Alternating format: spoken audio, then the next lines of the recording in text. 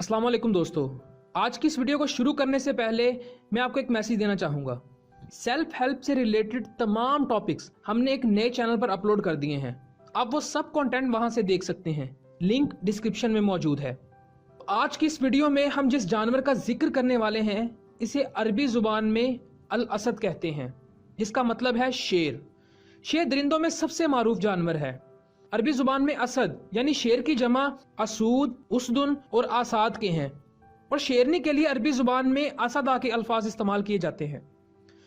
शेर के नाम, इमाम दमीरी रहमतुल्लाह अलैह फरमाते हैं कि शेर के बहुत से नाम हैं। कदीम अरब के दौर में किसी चीज के ज्यादा नाम इसकी अजमत की दलील होते। इमाम इब्ने खालू रहमतुल्लाह अलैह फरमाते हैं कि शेर के 500 नाम हैं और इसकी इतनी ही सिफात हैं। हैरान कुन बात तो यह है कि अली बिन कासिम बिन जाफर अल-लग़वी ने इन 500 नामों में 130 नामों का मजीद इजाफा किया है, जो कि उस दौर में शेर की अजमत की एक बड़ी दलील है।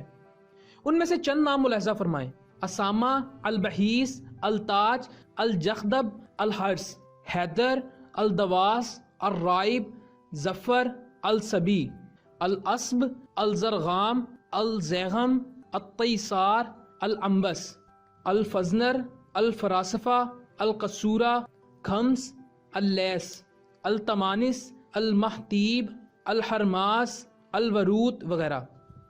यहाँ तक कि उलमा इकराम के नज़दीक शेर की कुनियतें भी हैं जो दर्जा झेल हैं: अबू अल-बताल, अबू अल-हफ्स, अबू अल-मखयाफ, अबू अल-ज़ाफ़रान, अबू अल-अब्बास, अबू अल-हर्स।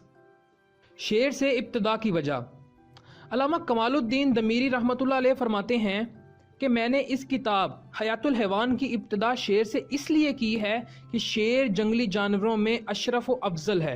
इसलिए शेर की हैसियत इसकी ताकत, बहादुरी, संगदिली, चालाकी, सुमिजाज और बदखल्क होने की बिना पर एक बारोब बादशाह की होती है और इसी वजह से कुव्वत, दिलेरी, बहादुरी, जुरात, इकदाम और हमला आवरी में शेर की मिसाल दी जाने लगी है।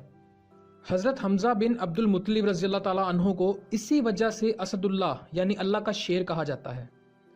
बाज़ अहले इल्म वे फरमाते हैं कि ये बात शेर के लिए काबिल फ़ख्र है कि इसके नाम से हज़रत हमज़ा रज़ियल्लाहु ताला अन्हु को शेर खुदा का लक़ब दिया गया। शेर की किस्में, इससे पहले कि हम शेर की इक़साम के बारे में डिस्कस करें, आपका अरस्तु यानी अरिस्टोटल के बारे में जानना बेहद ज़रूरी है। अरस्तु यानी अरिस्टोटल की पैदाइश 322 हिजरी कबल मसीह और वफ़ात 384 हिजरी कबल मसीह में हुई। अरस्तु अफलातून का शागिर्द था। इसने करीब 20 साल तक अफलातून की कायम करदा अकेडमी में तालीम हासिल की।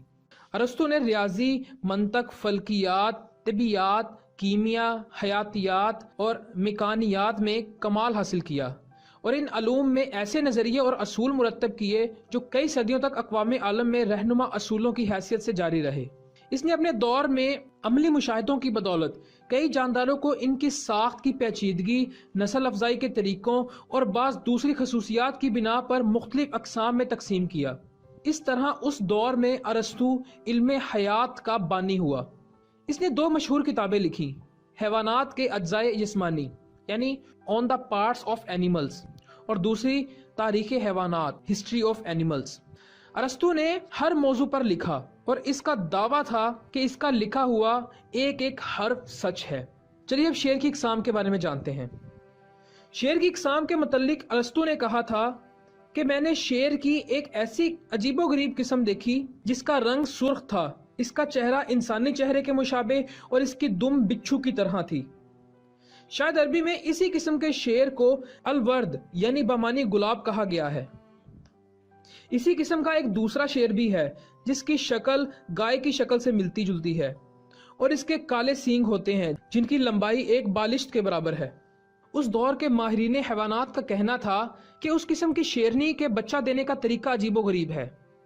शेरनी गोश्त का एक बेहिस्सो हरकत लोथड़ा पेट से निकाल कर जमीन पर फेंक कर इसकी 3 दिन तक हिफाजत करती है। फिर शेर इस पर फूंके मारता है, यहाँ तक कि इसके लोथड़े में रूह पैदा हो जाती है। इसके बाद अज़ाब वगैरह बनना शुरू हो जाते हैं और वो लोथड़ा शक्ल सूरत इख्तियार कर लेता है। फिर शेरनी इसे दूध पिलाकर इसकी परवरिश करती है।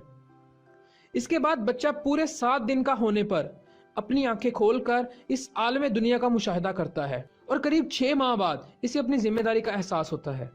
ایک اہم بات بتاتا چلوں، اس کتاب میں چند ایسی باتیں بھی موجود ہیں جنہیں انسانی عقل تسلیم نہیں کرتی، لیکن وہ مخصوص انفارمیشن قدیم یورپی ریسرچرز کی سالوں کی محنت پر مشتمل ہے، اسی لیے شاید یہ سب اس کتاب میں موجود ہے۔ ہمیں نہیں پتا کہ یہ انفارمیشن کتنی سچ ہے اور کتنی جھوٹ، لیکن ہمیں اپنے اسلامک اسکالرز اور ان کی ریسرچ پر پورا یقین ہے۔ تو پلیز کسی بھی قسم کا نیگیٹو کمنٹ کرنے سے پہلے اس کتاب کو ضرور پڑھ لیجئے گا، لنک ڈسکرپشن میں موجود ہے۔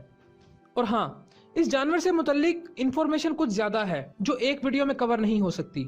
انشاءاللہ اس ویڈیو کے نیکسٹ پارٹ میں ہم شیر کی خصوصیات، احادیث نبوی میں شیر کا تذکرہ، عتبہ بن ابی لہب کے لیے نبی کریم صلی اللہ علیہ وآلہ وسلم کی بد دعا کے اس واقعے سے شیر کا تعلق، شیر کو خواب میں دیکھنے کی تعبیر اور اس کے طبی خواص، اس کے علاوہ اور بھی بے شمار ٹاپکس ہیں جنہیں ہم آگے کور کریں گے۔